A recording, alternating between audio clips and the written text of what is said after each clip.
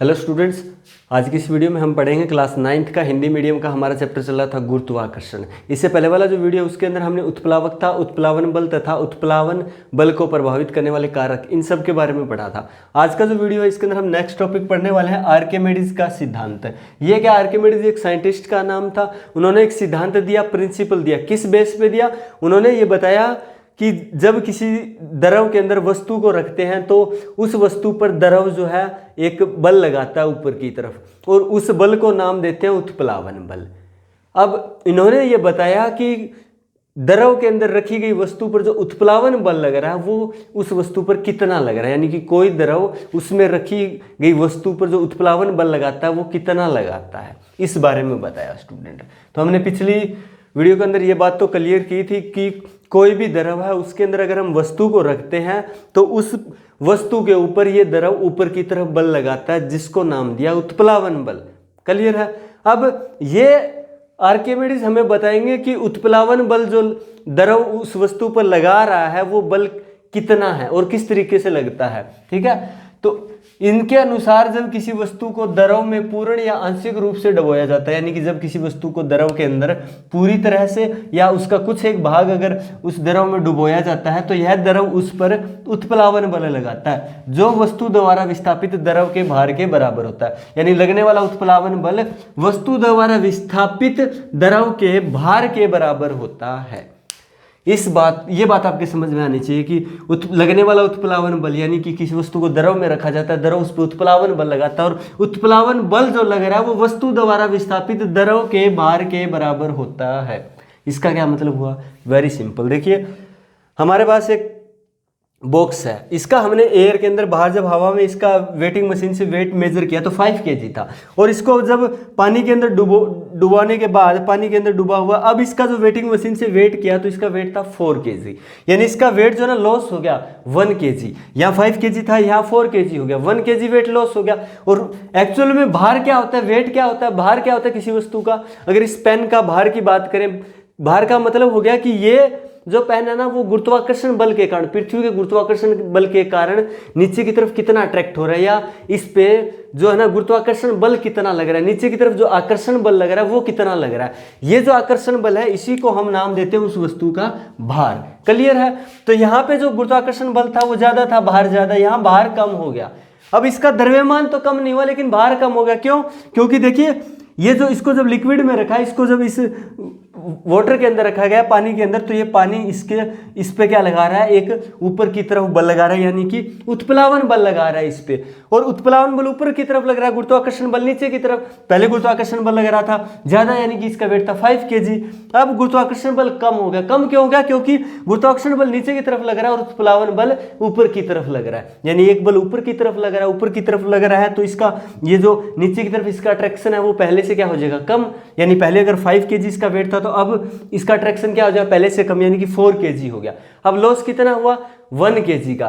1 kg का loss हुआ तो सिंपल सी बात है, जो उत्प्लावन बल लग रहा है ऊपर की तरफ, जो बल लग रहा है ना वो 1 kg, यानी कि जो वेट लॉस हुआ ना 1 kg उसके बराबर लग रहा है। क्लियर है?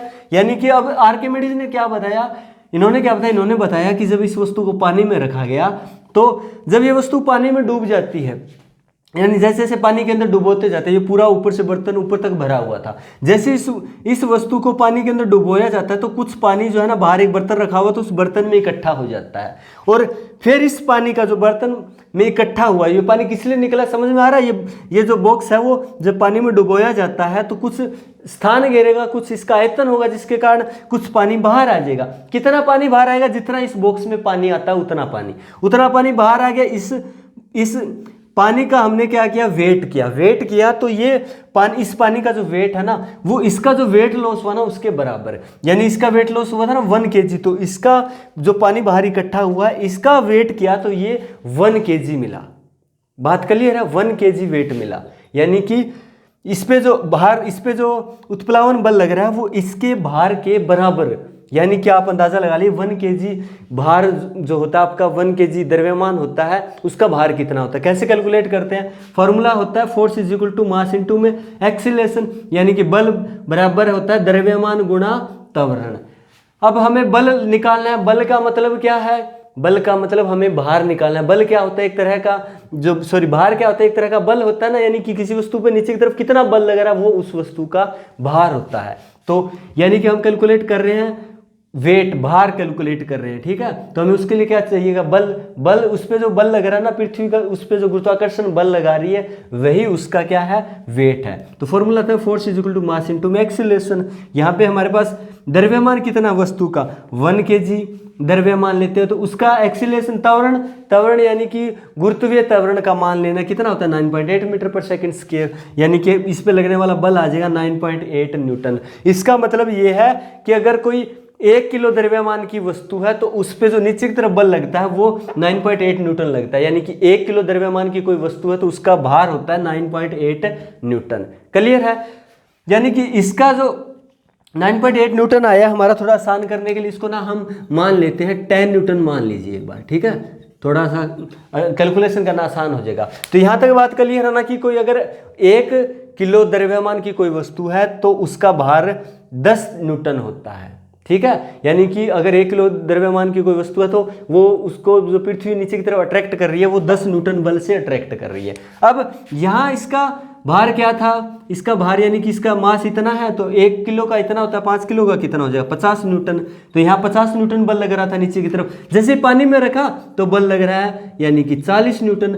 बल कम कितना हो गया 10 न्यूटन। 10 न्यूटन कम कैसे हो गया, जो पानी है वो इसके ऊपर की तरफ बल लगा रहा है, और कितना लगा रहा है 1 किलो पानी को उसने विस्थापित कर दिया, यानी कि 1 किलो का किसके बराबर 10 न्यूटन के, यानी कि 10 न्यूटन बल जो है ना वो इसके ऊपर की तरफ लग रहा है, यानी पानी इस बॉक्स पे ऊपर की तरफ एक उत्प्लावन बल लगा रहा है और वो कितना लगा रहा है 10 न्यूटन लगा रहा है स्टूडेंट, ठीक है। अब बात क्लियर होगी ना, समझ में आएगा। यानी कि जो उत्प्लावन बल लग रहा है वो वस्तु द्वारा विस्थापित द्रव के भार के बराबर। ये वस्तु थी, इसने जितने द्रव को विस्थापित कर दिया, विस्थापित मतलब जितनी जगह ये, यानी कि जितनी द्रव को इसकी, जब ये बॉक्स पानी के अंदर डुबोया गया तो इसकी वजह से कितना पानी बाहर आ गया, उसको बोलते हैं विस्थापित द्रव, ठीक है। अब जितना पानी बाहर आ गया ना, इसका जो भार है, वेट है, यानी कि 1 kg यानी कि 10 न्यूटन भार है इसका, तो 10 न्यूटन बल जो है ना वो इस पे ऊपर की तरफ लगेगा, ये बताया आर्किमिडीज ने, ठीक है। एक बार फिर देखिए, आसान है बिल्कुल।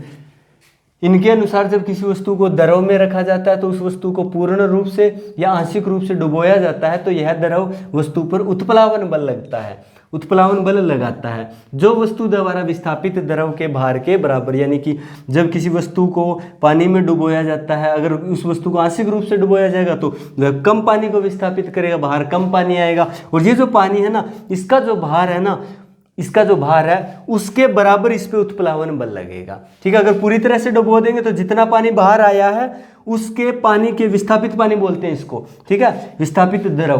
तो जितना द्रव विस्थापित हो गया ना, इस विस्थापित द्रव का जो हम भार कैलकुलेट करेंगे ना, उतना उत्प्लावन बल यानी ऊपर की तरफ बल जो है ये द्रव इस बॉक्स पे लगाएगा। क्लियर है, ये बताया था आर्किमिडीज ने। तो ये होता आर्किमिडीज का सिद्धांत। इसके बाद इसके ऊपर कुछ बात करते हैं, जैसे कुछ एग्जाम्पल है, कोई वस्तु द्रव के अंदर कब डूबती या तैरती है। यानी कोई वस्तु, कई वस्तुएं होती है जो पानी के अंदर डूबती है, जैसे अगर आपके पास कोई नीडल है, यानी कि कोई आयरन की नीडल है, ठीक है, तो यानी कोई धातु की आपके पास कोई भी चीज़ है, धातु की पतली सी चीज़ है, सुई है मान लीजिए, तो उसको अगर पानी में डुबोगे ना तो वो डूब जाएगी। जबकि एक बड़ा जहाज है, उसको पानी में उतारा जाता है तो वो पानी में तैरता है। नहीं, समुद्र के अंदर नाव है, जहाज है, वो तैर पाती है, लेकिन समुद्र के अंदर एक सुई डालते हो तो वो डूब जाता है। ऐसा किस लिए होता है, किस वजह से होता है, तो इसके आर्किमिडीज सिद्धांत के ऊपर जो है ना इन बातों को एक्सप्लेन कर सकते हैं हम। फर्स्ट है, अगर द्रव द्वारा लगाया गया उत्प्लावन बल उस वस्तु के भार से कम है तो वस्तु डूब जाएगी। क्या मतलब हुआ, कह रहा है कि अगर द्रव जो उत्प्लावन बल लगा रहा है ना वो उस वस्तु के भार से कम है ना तो वस्तु डूब जाएगी। यानी कि इस पे जो लगने वाला उत्प्लावन बल है वो इसके भार से कम है। इसका भार देखिए 40 न्यूटन है, उत्प्लावन बल लग रहा है 10 न्यूटन, तो वस्तु डूब जाएगी। क्लियर है ना। अगर उत्प्लावन बल सिंपल सी बात है कम है और वस्तु का भार ज़्यादा है, भार ज़्यादा यानी कि नीचे की तरफ लगने वाला वेट है उसको भार नीचे की तरफ लगने वाला बल है उसको भार बोलते हैं। यानी नीचे की तरफ बल ज़्यादा लग रहा है तो सिंपल सी बात है वस्तु नीचे की तरफ आएगी, नीचे की तरफ आ रही है मतलब डूब जाएगी। क्लियर है फर्स्ट। इसके बाद अगर द्रव द्वारा लगाया गया उत्प्लावन बल वस्तु के भार के बराबर है तो वस्तु द्रव में तैरती है। यानी कि इस वस्तु पर लगाया गया उत्प्लावन बल यानी द्रव द्वारा लगाया गया उत्प्लावन बल वस्तु के भार के बराबर है। क्लियर। जैसे मान लीजिए कि यहाँ इस पे ना जो इसने जो द्रव स्थापित किया उसकी वजह से उत्प्लावन बल, ये इस बॉक्स पे जो उत्प्लावन बल लग रहा है ना वो 20 न्यूटन 20 न्यूटन लग रहा है। ठीक है। और इसका भार भी 20 न्यूटन है, दोनों बराबर हो गए। उत्प्लावन बल भी 20 न्यूटन लग रहा है, इसका भार जो है वो भी 20 न्यूटन है, यानी कि बराबर होगा तो ये वस्तु जो है ना पानी के अंदर तैरेगी। लेकिन किस तरीके से तैरेगी पता है? जैसे ये पानी का सरफेस होगा तो बिल्कुल सरफेस के ऊपर इस तरह से ये तैरेगा बॉक्स, यहाँ पानी होगा इस तरह से। ठीक है। नेक्स्ट है, अगर द्रव द्वारा लगाया गया उत्प्लावन बल वस्तु के भार से ज्यादा है।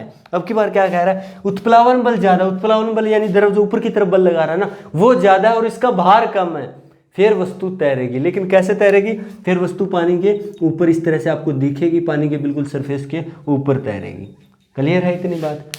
ठीक है। अगर उत्प्लावन बल जो है ना अगर कम है वस्तु के भार से तो वस्तु डूब जाएगी। उत्प्लावन बल वस्तु के भार के बराबर है तो अगर बार बार वस्तु के भार की बात कर रहे हैं ना तो आपके दिमाग में आना चाहिए वस्तु का भार मतलब वस्तु द्वारा लगाया जाने वाला नीचे की तरफ लगाया जाने वाला बल, समझ रहे हो ना?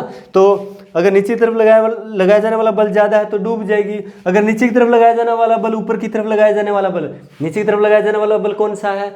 जो वस्तु के भार के कारण है। ऊपर की तरफ लगाया जाने वाला बल कौन सा है? जो द्रव लगा रहा है उत्प्लावन बल। ठीक है। दोनों बराबर है तो द्रव में तैरेगी, लेकिन इस तरीके से। ठीक है। और अगर उत्प्लावन बल ज्यादा है भार कम है तो वस्तु तैरेगी, पानी से ऊपर होके तैरेगी इस तरीके से। तो इसके बेस पे ये तीनों बातें आपको याद रखनी, आप एक्सप्लेन कर सकते हो किसी वस्तु को कि कोई वस्तु कब डूबती है तैरती है। अब बात करते हैं कि जो बड़े बड़े जहाज है, समुद्री जहाज, वो पानी के अंदर तैर पाते हैं आसानी से, लेकिन आपका जो सुई है वो डूब जाती है। क्यों? क्योंकि देखिए एक बात नोट कीजिए, जो एक सुई है तो वो सुई को जब पानी में डुबोया जाता है तो वो कितने पानी को विस्थापित कर पाती है? वो बहुत छोटी साइज में तो वो बहुत कम पानी को विस्थापित कर पाती है।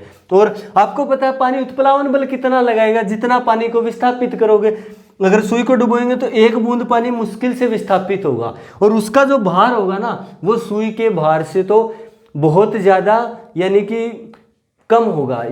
विस्थापित होने वाला पानी का भार कम है, इसका मतलब उत्प्लावन बल भी बहुत कम होगा।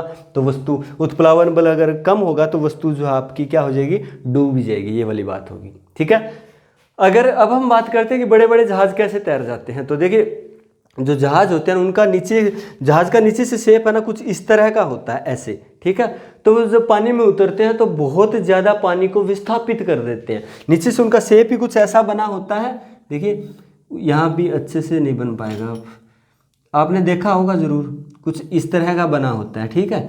तो नीचे से शेप कुछ ऐसा होता है जिसकी वजह से जब पानी में उतरते हैं तो बहुत ज़्यादा पानी को विस्थापित कर देते हैं। अब उस पर जब और बंदे यानी नाव पे और बंदे सवार होंगे, जहाज पे और बंदे सवार होंगे तो क्या होगा? नाव जहाज जो है वो नीचे चला जाएगा, थोड़ा सा नीचे जाएगा, यानी कि 2 बंदे आगे, 4 आगे, 6 आगे, इस तरह से आएगा, जहाज नीचे जाता जाएगा। जैसे बंदे जहाज पे आते जाएंगे जहाज थोड़ा सा नीचे जाता जाएगा, और जैसे जहाज नीचे जा रहा है ना और ज़्यादा पानी को विस्थापित कर रहा है, और जितने पानी को ये विस्थापित कर रहा है ना उतना जो पानी है वो उस जहाज पे उत्प्लावन बल लगा रहा है, ऊपर की तरफ बल लगा रहा है। और अगर ऐसी कंडीशन आती जाएगी उस पर बंदे आते जाएं, पानी बिल्कुल जहाज के या नाव के आपके बिल्कुल किनारों पे आ जाए। ठीक है। अब उसके बाद और बंदा आएगा ना तो जहाज के अंदर पानी आना स्टार्ट हो जाएगा, फिर जो है ना आपका जहाज डूब जाएगा। ठीक है। तो जहाज डूबता क्यों नहीं है? क्योंकि उसका शेप कुछ ऐसा होता है कि जब उसको पानी में रखा जाता है तो वो बहुत ज़्यादा पानी को यानी कि अपना जहाज का जितना भार है और उसकी कैपेसिटी है कि उसके अंदर इतने बंदे आ सकते हैं, उतना भार उसके अंदर आ सकता है, उतने पानी को ये क्या कर सकता है? विस्थापित कर सकता है। अब अगर बहुत बड़ा जहाज है तो बहुत ज़्यादा पानी को उसने विस्थापित कर रखा है। और आप आर्किमिडीज ने क्या बताया? किसी वस्तु को द्रव में रखते हैं तो द्रव उस वस्तु पे उत्प्लावन बल लगाता है, और जितना ज्यादा द्रव को विस्थापित करेगा उतना ज्यादा उत्प्लावन बल लगेगा। तो जहाज है वो आसानी से आपके पानी के अंदर तैर पाते हैं स्टूडेंट। तो ये था दूसरा एक, उसके ऊपर भी होता है आपका कि डेंसिटी के ऊपर नेक्स्ट वीडियो होगा, उसमें भी इसका रोल रहता है कि आपका जो जहाज है पानी में तैरते हैं या कोई भी वस्तु पानी में तैरती है डूबती है तो उस वस्तु की डेंसिटी पे भी निर्भर करती है। तो यानी कि उसका हम नेक्स्ट वीडियो में बात करेंगे। तो ये था आज का वीडियो जिसके अंदर हमने आर्किमिडीज का सिद्धांत देखा। और अगर वीडियो अच्छे से समझ में आया हो तो प्लीज़ वीडियो को लाइक कर दीजिएगा, और अभी तक चैनल को सब्सक्राइब नहीं किया तो प्लीज़ चैनल को सब्सक्राइब कर लें। Thank you students.